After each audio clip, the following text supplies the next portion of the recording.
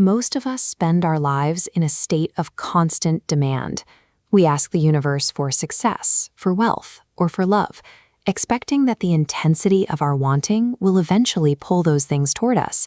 Yet, more often than not, that effort leads only to a deep, quiet exhaustion. It creates a strange divide.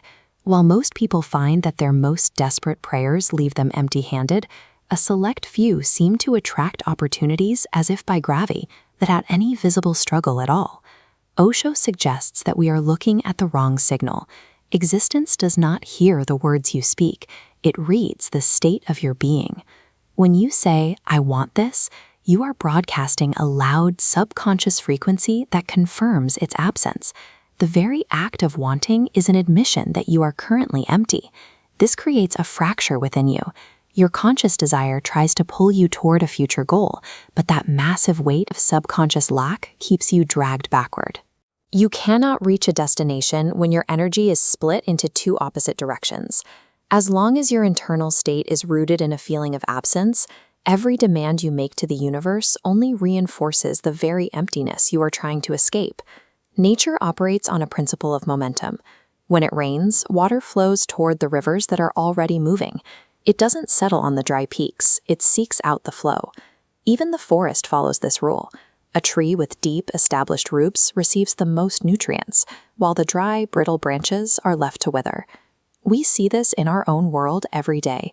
If two identical shops stand side by side, people will naturally gravitate toward the one that is already crowded. Energy is drawn toward energy. This reveals the underlying mechanic of existence. Your internal state dictates your external environment because the universe only adds to what is already there. If you feel full and complete, more abundance is pulled into that fullness. If you feel hollow, that hollow space only becomes more apparent. It is a mistake to think the universe is a moral judge, handing out rewards for good behavior and punishments for the bad. In ancient myths, even the most destructive figures, demons like Ravana or Bhasmasur, were granted immense power and boons by existence after years of intense focus. They weren't rewarded for their character, but for their concentration. Their consciousness was unified, fierce, and entirely free of internal hesitation. Existence simply mirrored the intensity of their state. This is why modern, positive thinking so often fails. We try to pace a smile over a foundation of fear, hoping the universe won't notice the terror hiding underneath. But you cannot trick the mirror.